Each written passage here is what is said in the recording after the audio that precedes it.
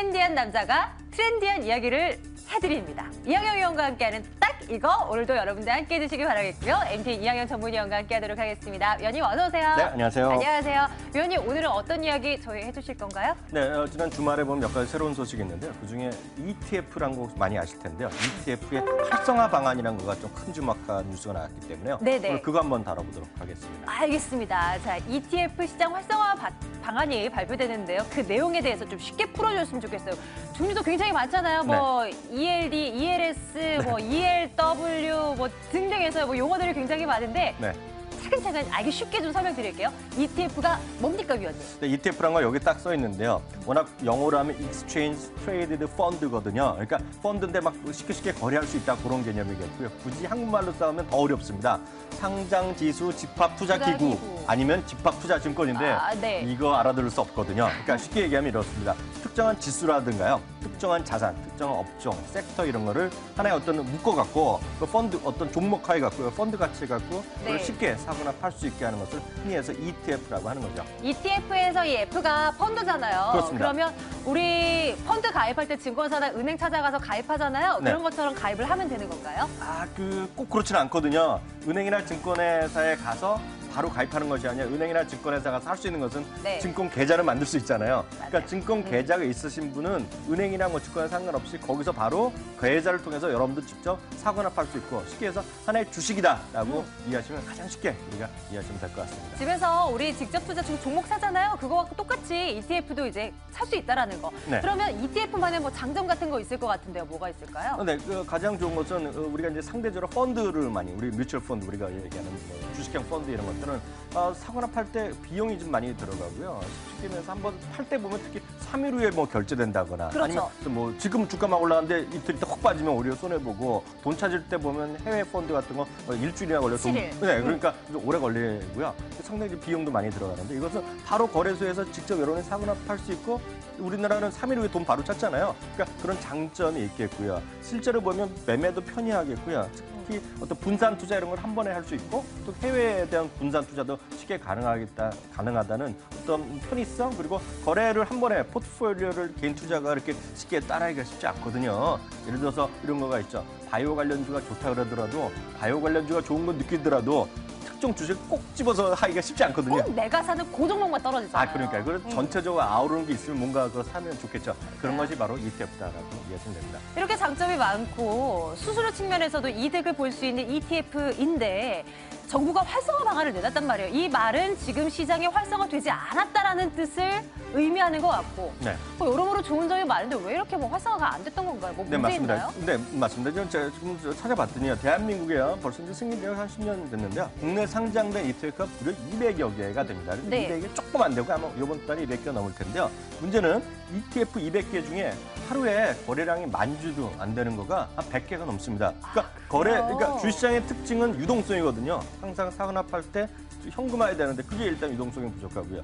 심지어는 1,000주도 거래 안 되는 거가 또 30몇 개가 있어요. 그러니까 실제로 거래가 안 돼 유동성을 빼고 보면 실제로 거래할 것이 많이 없다라는 얘기하게 되겠고요. 또 일단 해외 ETF 같은 거 요즘 관심이 많은데 해외 ETF는 떡 사고 팔면 좋은데 또 배당 소득세를 내야 되는 게 있어요. 예를 들어서 해외에서 해외 주식을 직접 해외 ETF를 직접 여러분들이 미국이건 중국 뭐 이렇게 사면 그런 이제 돈 벌었을 경우에 양도차 있으면 쓱 내면 되거든요. 근데 이거랑 상관없이 무조건 배당 받은 건데 그냥 내야 되니까 이게 머리 아프잖아요. 그냥 역차별적인 문제가 있었거든요. 그러다 보니까 이제 이런 좀 세금 혜택이나 이런 것들 좀 잘해보자 이런 거 이번에 바꾸게 된 것으로 이해하시면 되겠습니다. 정부가 이번에 활성화를 시키기 위해서 이제 대책을 내놨다고 여러분들께 말씀을 드렸습니다. 어떤 부분, 뭘 어떻게 활성화하겠다는 건지 그 계획 좀 살펴봤으면 좋겠어요. 네, 가장 중요한 건 기관 투자가들의 펀드나 연기금 이런 쪽도 야 너희들 매번 주식 샀다가 뭐 부도나는 것도 있을 거 아니에요. 그러지 말고 그냥 크게 한꺼번에 ETF를 사라. 그래서 기관 투자가들, 연기금도 마찬가지가 되겠는데요. ETF를 많이 살 수 있게끔. 큰 솔도 들어와라. 그리고 상장할 때 지금도 그렇게 아주 어렵진 않은데 상장 규제를 좀 풀어줘갖고 상장도 좀 쉽게 할 수 있고 또 비슷한 어떤 상품을 자산 운용사들이 맘대로 만들어도 되거든요. 그러니까 그런 것들을 중복해서 비슷한 게 있더라도 또 할 수 있게 되겠고요. 또 하나 해외에서 유명한 ETF들이 있는데 이런 것들도 우리나라 좀 활성화시켜서 많이들 들어올 수 있게 1위 하는 그런 이제 제도적 어떤 그런 개선책을 난 것이 주요 골자가 되겠습니다. ETF라는 ETF라는 투자 상품이 우리나라에 도입된 지 꽤 오랜 시간이 흘렀죠. 하지만 해외 사례를 찾아본다면 그 이전에 이미 활성화되어 있는 시장을 들여다보면 좀 해답을 좀 얻을 수도 있을 것 같은데 해외 사례 좀 살펴주시겠어요? 네, 맞습니다. 이거 잠깐 아까 요건 표 하나 다시 한번 나왔기 때문에 설명드리면 살펴볼게요. 말씀드렸다시피 개편, 현행은 위쪽에 나온 것이고요. 앞으로 바뀌게 이렇다는 것인데 배당소득세 면제라든가 종합고사에서 이제 빼주겠다 뭐 이런 것들이 몇 가지 들어있기 때문에 자세한 것은 이제 거래하는 증권사에 확인하시면 좀 더 우리 시청자들 쉽게 이해하셔야 될 것 같고요. 네. 말씀하셨던 대로 이제 외국이랑 우리랑 좀 차이를 보면 이런 것들이 있어요. 우리나라는 너무 좀 좁혀서 이제 상장된 것들이 많은데요. 해외에서는 특정한 업종을 지수를 잘 쫓아서 하는 인기 있는 것들을 하는 것들이 많이 있다라고 보셔야 될 것 같고요. 또 하나는 이번에 보면 흔히 얘기해서 레버리지 있는 것들, 저는 이런 것은 권하지 않지만 해외에서 좀 레버리지를 일으킬 수 있는 것들에 대한 것들 좀 더 빨리 많이들 여러분들 할 수 있게 그렇게 하는 거에 있겠고요. 레버리지와 함께 인버스 그렇죠. 상품도 있는 네, 거잖아요. 리버스, 인버스 뭐 다 있는 거죠. 그러니까 올라가는 쪽에도 베팅하고 아래쪽에도 베팅하는 건데 그 좋고 나쁜 걸 떠나서 선호하시는 분들이 계시거든요. 그럼요. 네. 그런 분들에서 다양한 ETF가 나왔다라고 보셔야 되겠습니다. 외국 사례를 조금 더 들여다봤으면 네. 좋겠어요. 미국 시장을 한번 들여다볼까요? 미국 시장에도 ETF 수가 굉장히 많은 거예요. 어떻게 맞습니다. 추세가 되나요? 근데 이제 미국 시장 보시면 외들 상대적으로 보면 대한민국 증권사에서도 약간 ETF를 약간 이렇게 적극적으로 홍보 안 한 거가 있는데 이거 냉정하게 좀 말씀드리겠습니다. 지금 미국에 생긴 지 벌써 20여 년이 넘어섰거든요. 개인 투자가들의 직접 투자 비율은 여러분들 생각하는 것과 달리 많이 줄어들었어요. 아, 그래요? 최근 10년 동안 꾸준히 또 줄어들었고 또 줄어든 거가 그냥 여기서 주식형 펀드, 뮤추얼 펀드 얘기 많이 하는데요. 네. 뮤추얼 펀드도 상당히 줄어들었어요. 그걸 누가 다 갖고 왔냐면 ETF가 늘어난 거예요. ETF가 2013년에 1,300개라고 나오는데요. 얼마 전까지 제가 최근 조사니까 1,600개가 넘어섰거든요. 그러니까 ETF가 지금 돈을 끌어들이고 있다라고 일단 보셔야 되겠는데. 우리 시장도 이런 분위기로 좀 같이 갈 가능성이 좀 있을까요? 네, 이렇게 이런데 가면 증권회사는 별로 좋아하지 않아요. 좋아하지 않아요. 왜냐하면 수수료. 개인분들이 매매를 많이 해야 되는데 그렇죠. 개인분들이 이거 분산 투자하고 장기 투자하면 웬만한 증권회사는 머리 아픈 데가 많거든요. 그러니까 증권회사는 적극적으로 추천을 안 하거나 하는 네. 것들이 있죠. 그럴 것 같네요. 자, ETF에 대해서 우리 알아보고 있어요. 우리나라에서도 어떤 정부가 이제 활성화 대책을 내놓으면서 앞으로 미래가 좀 밝아질 수 있을까 네. 모르겠습니다. 어떻게 내다보세요? 장기적으로 보면 이제 미국에 뭐 우리나라에 좀 같다고 보고 있는데요. 이렇게 ETF가 대세가 될 수 있는 요인들이 분명히 있는데 이 부분을 좀 정확히 이해하시고 본인들 솔직히 좀 인정을 하셔야 돼요. 뭐냐면 종목 수가 끊임없이 늘어나고 있어요. 우리나라 2,000개, 미국 10,000개 넘거든요. 종목을 어떻게 선택하겠습니까, 이거? 어려워요. 쉽지 않거든요. 네. 기존의 뮤추얼 펀드는 말씀드렸다시피 난 저 사람이 스타 매니저가 있어갖고 저 사람 좋다고 했는데 그 사람이 갑자기 나쁜 짓으로 확 바뀔 수도 있고 좋은 사람들이 나쁜 사람을 할 수도 있고 바뀔 수도 있는 거고요. 그런 사람들 능력이 바뀔 수도 있고 약간 범죄에 혐의돼서 갑자기 날아갈 수 있잖아요. 그런 것들에 회의감이 있겠고요. 또 시스템으로 종목을 한번 딱 구성해서 하니까 기본적으로 믿을 수 있다는 거죠.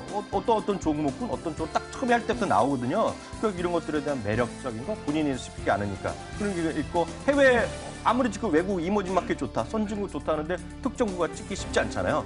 그런 것들이 있기 때문에 이제 대세가 됐다라고 보셔야 되겠는데요. 말이 나온 김에 우리나라도 이번은 활성화될 수밖에 없겠는데요. 우리나라 아까 미국 확 올라가는 거 보여드렸잖아요. 네. 우리나라 한번 표 하나 보여드리겠는데 우리나라는 아까 말씀드린 대로 한 10년 정도 됐는데 꾸준히 좋아진 올라가는 타다가 작년 한 2년 전부터 올해는 거의 증가세가 없어요. 둔화됐거든요. 뭐 올해 좀 줄어들었는데 그만큼 우리나라에서는 ETF에 대한 적극적인 어떤 활성화 이런 걸 별로 안 했다고 보셔야 되겠죠. 앞서서 증권사에서는 ETF 시장이 활성화되는 거 그렇게 달갑지 않게 생각할 거다 이렇게 말씀 주시긴 했는데요. 네. 진짜 뭐 그럴 것 같아요. 이게 HTS 사용하면서부터 이 증권사들의 수수료 이익이 많이 줄어들었던 것이 사실이고 네. 이제 ETF 시장으로 투자자들이 많이 가게 된다면 또 한 번 위기를 맞게 되는 건데 그럼 증권사에서는 이렇다 의견들이 그렇게 많지는 않겠어요? 그러니까 저는 저희 방송을 통해서 ETF 연초부터 계속 자주 말씀드리고 저는 국내 해외 ETF를 나름 저희 대한민국 경제방송에서 제일 많이 제가 소개해드렸다고 자부심을 갖고 있는데요.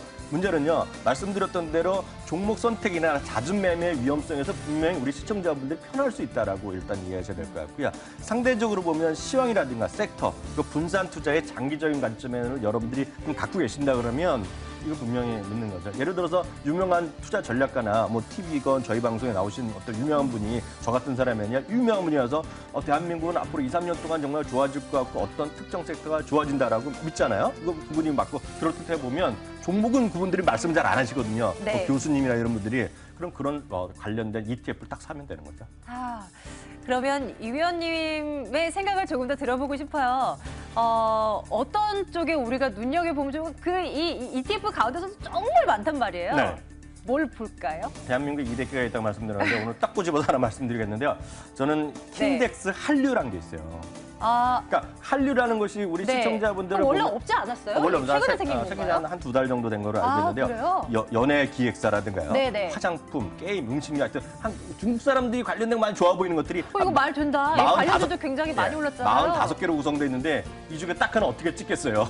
맞아요. 현실적으로 불가능한 분들이 거의 대부분 저희 시청자분의 100분이요, 99분은 어렵다 보고 있거든요. 이런 거 하면 괜찮다라는 생각 갖고 있고요. 네. 해외에서는 뭐 제 얘기보다는 외국에서 많이 얘기하는 거가 요즘 이머징 마켓 다들 어렵다고 하는데 그나마 인도에 대한 기대가 많거든요. 주가 많이 떨어져 있는데요. 인도와 관련된 거가 인디란 게 있고요. 그리고 인디. 그리고 여러분들 또 하나 말씀드리면 이제 중국에서 이렇게 1대1로 얘기 많이 하고요. 전 세계적으로 이제 인프라스트럭처에 투자 많이 하거든요. 딱 그런 인프라 관련 ETF가 전 세계 웬만한 이거 다 들어있는 거가 IGF라고 있거든요. 이런 거 사면 딱 좋아 보이네요. 이런 거 HTS 상에서 치면은 나오는 거예요? 지금 치면요? 이거는 해외에서 하는 것은 미국 주식을 살 수 있는 분들. 그렇군요. 네. 예, 여러분들 참고가 되셨으면 좋겠습니다. 함께 관심을 가져보되 또 거래량도 체크를 하면서 접근 가능해 보이겠죠? 오늘 ETF에 대해서 말씀 나눠봤습니다. 여러분들 좀 쉽게 좀 이해를 하셨으면 좋겠어요. 이학영 위원과 함께한 딱 이거 내일장에 다시 돌아오겠습니다. 위원님 고맙습니다.